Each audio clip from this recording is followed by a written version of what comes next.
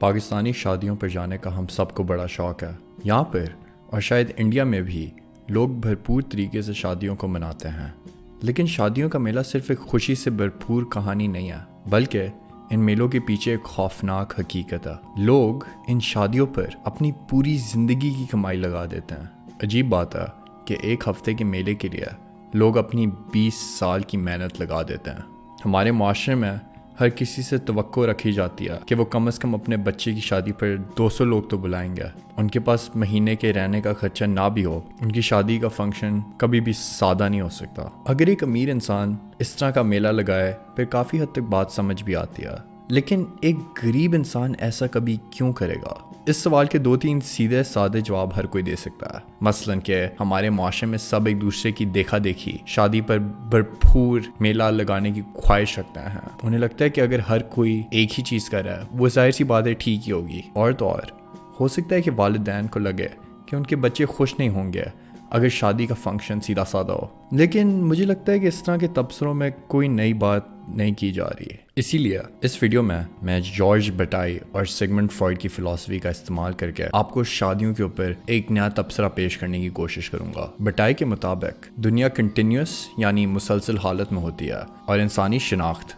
बाकी दुनिया के मुकाबले गैर मुसलसल होती है या डिसकंटिन्यूस होती है। अब बाहर की दुनिया का एक मुसलसल हालत में होने का मतलब क्या है? सोचिए आप एक जंगल के अंदर हैं, आपके इर्द गिर्द दरख्त, परिंदे, दरिया, फूल वगैरह हैं। बटाई कहता है कि आपसे बाहर की दुनिया अपने एक और निज़ाम का हिस्सा है। आपके बीच में और दुनिया के बीच में एक वाज़ेह फ़र्क है। आपकी शिनाख्त बाकी दुनिया का हिस्सा नहीं है। आपकी शिनाख्त का तजर्बा बिल्कुल हट कर है बाकी पूरे जंगल से। इससे हमें पता चलता है कि बाकी पूरी दुनिया एक मुसलसलाती हालत में होती है और हम आमतौर पर एक गैर मुसलसल हालत में होते हैं। लेकिन साथ ही साथ एक दिन हम भी मुसलसल निज़ाम का हिस्सा बन जाएंगे। मौत के वक्त हमारी शिनाख्त गायब हो जाती है और फिर से हम बाकी दुनिया का हिस्सा बन जाते हैं। इससे हमें पता चलता है कि इंसान भी अपने अंदर मुसलसल निज़ाम में जाने की काबिलियत रखता है किसी हद तक। इस हालत तक बटाई के मुताबिक हमें किसी किस्म की मौत ही पहुंचा सकती है। और तो और बटाई के मुताबिक एक मुसलसल निज़ाम में गुमशुदा होना इंसान के लिए एक तरक्याती या ट्रांसेंडेंटल हालत है। मौत की रजामंदी रखने की हालत को बटाई इरोटिसिज्म का नाम देता है। इरोटिसिज्म की हालत में हमारी शिनाख्त गायब हो जाती है, लेकिन साथ ही साथ हम अभी मरे नहीं होते। इससे मिलता जुलता कॉन्सेप्ट हमें फ्रॉइड में मिलता है, जो कहता है कि हर इंसान के अंदर एक डेथ ड्राइव होती है, यानी मौत के करीब जाने की ख्वाहिश है हर इंसान के अंदर। ये बात इतनी अजीब नहीं है। इस ड्राइव का सबूत हमें अपने उन अमाल में दिखाया जाता है जिनमें हम अपनी खुद की तबाही करने की चाहत जाहिर करते हैं। मिसाल के तौर पर पूरा दिन हम बिस्तर में गुजारते हैं, गलीज खाने खाते हैं हम, या तेज़ी से रोडों पर हम मोटर बाइक चला के व्हीलियाँ मारते हैं। ये सब एक डेथ ड्राइव का सबूत है। पाकिस्तानी शादियाँ दोनों फ्रॉइड की डेथ ड्राइव या बटाई के इरोटिसिज्म का हिस्सा हो सकती हैं।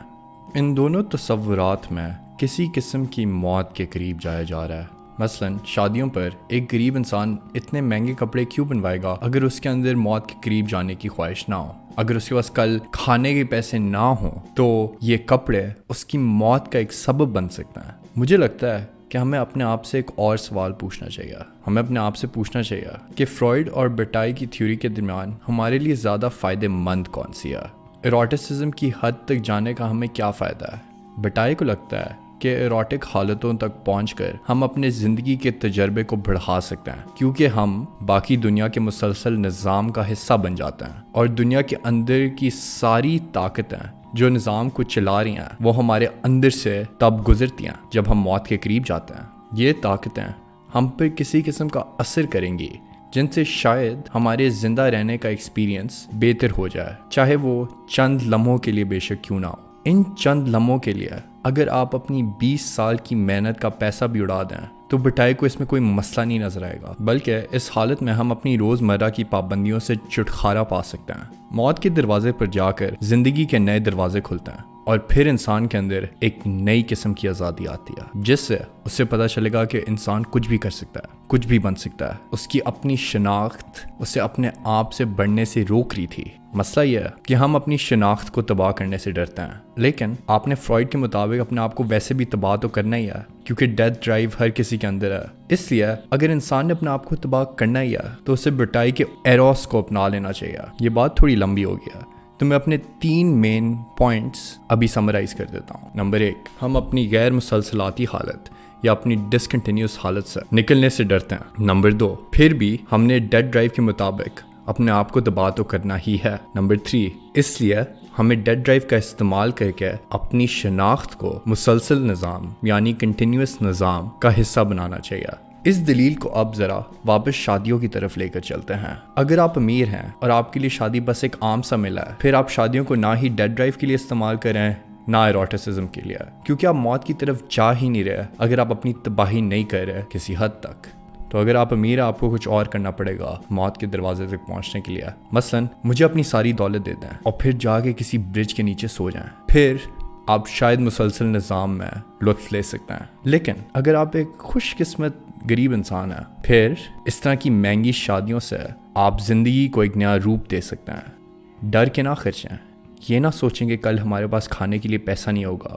دل بھر کے سارا پیسہ اڑائیں اور بھول جائیں اپنی شناخت کے بارے میں، اور پھر چند لمحوں کے لیے آپ اصل آزادی کا تجربہ حاصل کریں گے۔ ابھی مسئلہ یہ ہے شادیوں میں کہ ہم خرچتے ہوئے ساتھ ہی ساتھ اندر سے گھبرا رہے ہوتے ہیں کہ کل ہمارے پاس روٹی کے لیے پیسے نہیں ہوئیں گے، یا لوگ کیا کہیں گے اگر ہم ایک چھوٹی شادی کروائیں۔ اس صورت میں آپ اپنی تباہی ویسی کروا رہے ہیں کسی فائدے کے بغیر۔ اگر اتنے پیسے خرچ ہو ہی رہے ہیں، اگر آپ پہنچ ہی گئے ہیں اس حالت تک جہاں پہ آپ نے اس طرح کا میلہ لگوانا ہے جب کہ آپ کے پاس پیسہ نہیں ہے، تو گھبرا کیوں رہے ہیں؟ اگر آپ میں اتنی ہمت نہیں ہے کہ آپ پورے طریقے سے ایروٹک کے پیچھے بھاگ سکیں، اتنی مہنگی شادی نہ کروائیں اور دوسروں کی دیکھا دیکھی اپنے سارے پیسے ایک میلے پر نہ خرچ کریں۔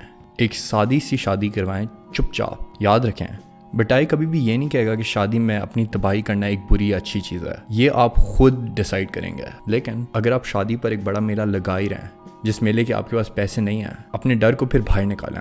شادی 10 بجے نہیں رکنی چاہیے، اور نہ ہی آپ نے 1000 سے کم لوگوں کو بلانا ہے۔ مجھے بھی بلانا ہے آپ نے، ڈرنا نہیں ہے۔ جب آپ اس حالت میں سب کچھ دے دیں گے صرف ایک چھوٹے سے فنکشن کے لیے، پھر آپ آزاد ہوں گے اور پھر آپ اپنے آپ سے آگے بڑھ جائیں گے۔ پرانی شادیوں کو چھوڑیں، اپنی شادیوں کا رخ بدلیں۔ اب سے آپ نے شادیوں میں ساری حدیں پار کر دینی ہیں اگر آپ ایروٹسزم کے پیچھے بھاگ ہی رہے ہیں۔ خرچہ کر کے صرف اپنے آپ کو مارنے کا کیا فائدہ؟ اگر آپ اپنے آپ کو نقصان پہنچا ہی رہے ہیں، پھر اپنے اس نقصان سے کوئی فائدہ اٹھائیں۔ اس حد تک چلے جائیں کہ آپ کی ڈیڈ ڈرائیو آپ سے ڈرے کہ کہیں یہ میرا استعمال کر کے اپنے آپ کو ٹرانسینڈ نہ کر جائے۔ پھر آپ اپنی فضول خرچی اور شادیوں سے انسان کے لیے، پوری انسانیت کے لیے ایک نیا پیراڈائم شفٹ لا سکتے ہیں، اور اس کے لیے ہم سارے پاکستانی آپ کا شکر گزار ہوں گے، کیونکہ ابھی تو جس طرح حالات چل رہے ہیں ہم اپنے آپ کو مار بھی رہے ہیں اور ساتھ ہی ساتھ ہمیں کوئی فائدہ نہیں ہو رہا۔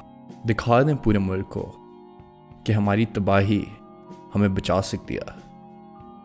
شکریہ۔